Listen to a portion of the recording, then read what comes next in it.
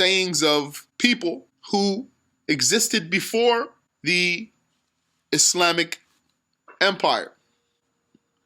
Allah knows how many there are.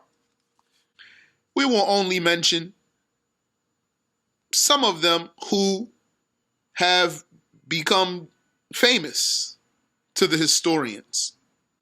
Among them are people who worshipped idols with images, and people who used to worship other people, like those who used to worship a man named Jamshid. That's from the old Persian people. And those who worshipped Namrud, the son of Canaan. That's the tyrant who harassed Prophet Ibrahim alayhi salatu wasalam when he was in Babylon. And those who used to worship the Pharaoh and his right-hand man, Haman.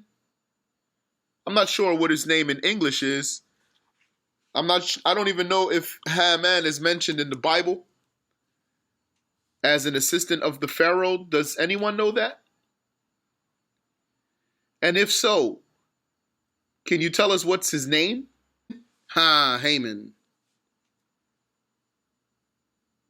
MashaAllah. Okay.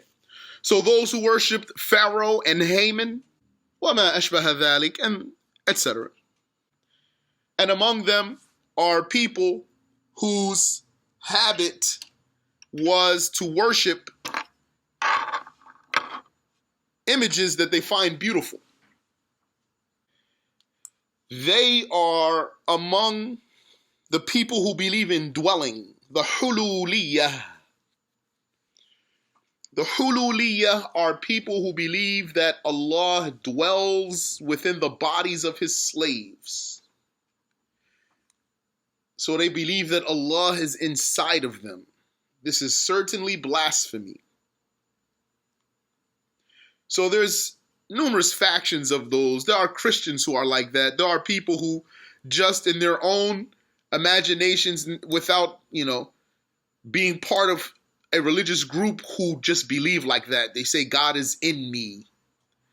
This is called hulul, aqidatul hulul, the belief of indwelling.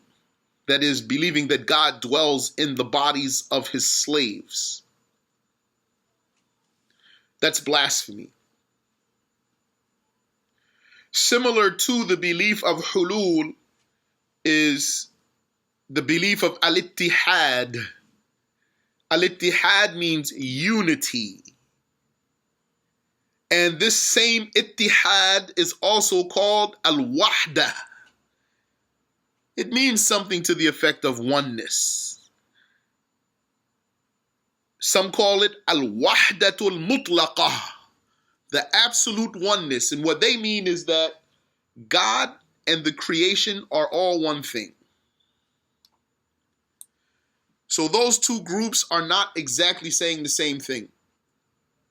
The Hululiyah and the Ahlul Wahda, the Hululiyah, the people who believe in dwelling, and Ahlul Wahda, the people who believe in the absolute oneness in their claim. Their beliefs have something in common and something different about them. What's different about them is that the people who believe in hulul, dwelling, they believe that God is dwelling in the bodies of his slaves, of his creatures. And so they believe in two selves, the self of the creature, which is a vessel for the self of God according to them. This is certainly blasphemy. The people of Ittihad are not saying that per se. Rather, what they are saying is God and the creation are one and the same. So what they believe in actually is one self, not two different selves. They believe that the creation is God and that God is the creation and that they are one and the same. The people of Hulud believe that God is in his creation. All of that is blasphemy.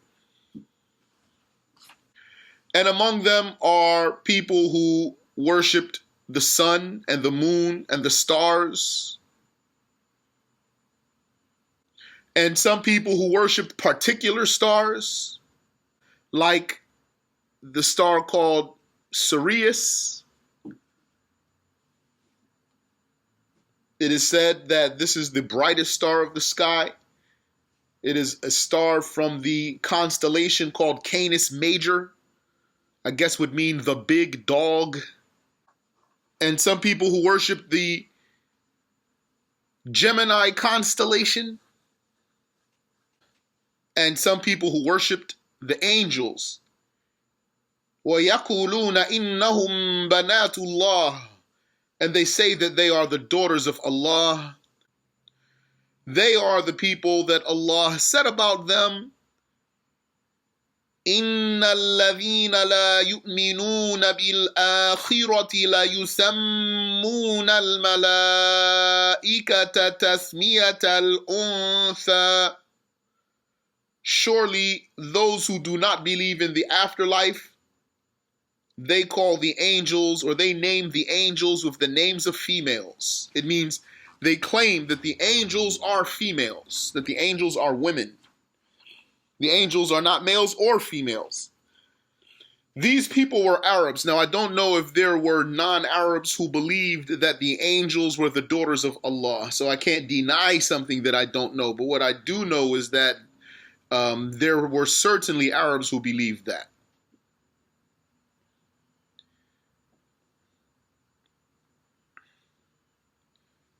And this verse is evidence that calling the angels women is blasphemy. And look at most of the images of angels that you see depicted, or what people claim are pictures of angels. Most of the time it's a woman, mashallah, with wings or whatever. So that's blasphemy. And some people worshipped the devil. And people who worshipped cows, they still exist until today. And among them were some people who existed before the Islamic Empire. They were called the Sophists. They denied reality. And among them were some people called the Sumaniyah. They denied knowledge through contemplation. And they used to say that the world was eternal. And there were some people, they're called Ad-Dahriyah. They believed in the eternality of the world and denied the existence of God. So they were atheists. That's pretty much what that amounts to. They were atheists. But the atheists are two groups. The atheists who believe that the world has no beginning, and atheists who believe that the world has a beginning. What unites them is that they deny the existence of God, and then they're left with discussing whether the world has a beginning or not. We'll talk about them, inshallah, maybe Tuesday. So these were called Dahriyah from the word Dahr, which means time. Dahr is time. So they were called Dahriyah because they were atheists who believed that the world was all material and that things change because of time. As if to say, if there were a creator, it would be time. Time is what affects things. Time runs on things and they change and grow old, etc. Of course, that's all blasphemy. And among them were some people who, they were called the people who believe in, the Arabic word is hayula. It's not originally an Arabic word. If I'm not mistaken, it's a Roman word or a Greek word. I'm not sure 100%. It means primordial matter or some something to that effect. Primordial matter. What that means is that they believe that there was something eternal, which this eternal substance or eternal origin is the basis of the world. And confirm that they confirm that there are transient qualities, that things are occurring, not eternal, qualities and attributes, um, incidental matters are occurring that are created, but that the origin of the world has no beginning in their claim. Now, by the way, a lot of these different claims, don't try to wrap your minds around them. All these people are believing in blasphemy. Trying to wrap your minds around these things is like trying to wrap your mind around the person who worshiped the idol. Yes, some of these ideas seem to be more steeped in intellect than others, so you try to think about it and figure out what they're saying and wrap your mind around it. You can try if you want to, but it's not going to make sense. And there was a group of philosophers that they said that the world has an eternal creator. However, they also say that the world is eternal. They say the world is eternal like its maker is eternal. That's absurd. They say of the eternality of the maker and the made. We spoke about those before in previous lessons. And among the philosophers on this way was one whose name is Birocles. I'm not sure what's his name in Greece or Greek. Birocles. And there was a group among the philosophers who said that there are four elements that are eternal. And those elements are earth, water, fire, and air. Sound familiar? And there was a group who added to that. They said these four elements are all eternal, and also the stars and celestial bodies are eternal. And some of them said there is a fifth element, and it is eternal. Sound familiar? Did any of that sound familiar to any of you? When they said there's four elements, earth, water, fire, and air, and they are all eternal. That's from the so-called Last Airbender, right? So they took that, yeah, movies and cartoons in general too, not just The Last Airbender. Also, some of them said there's a fifth element. Is that familiar? Yeah, the movie. There's a movie called The Fifth Element. And among them are some people called the Majus. I've seen several words. If you look up Majus, you might find 2, 3, 4 different words.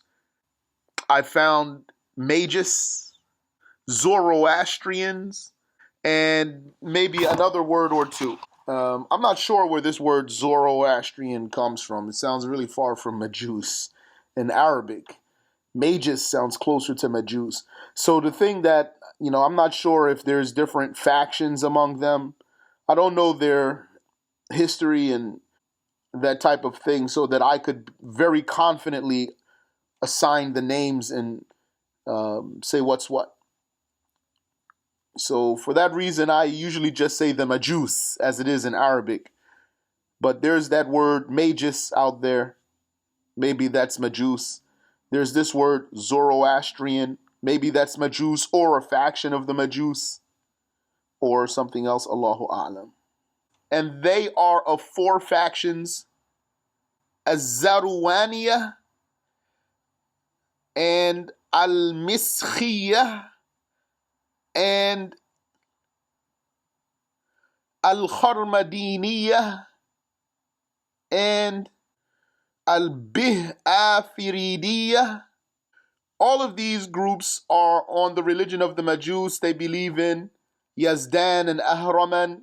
Basically, it's like saying the light God and the dark God, the God of light and the God of dark, who are in some, as if they are in some eternal struggle or something like that. I don't really know the details of the religion of the Majus. They do worship fire. They are the fire worshippers who also believe in a God of light and a God of dark. So either there's different groups of them in this regard, or some of them were fire worshippers, and I don't know. MashaAllah. And among them were some people who are called the Sabi'ah.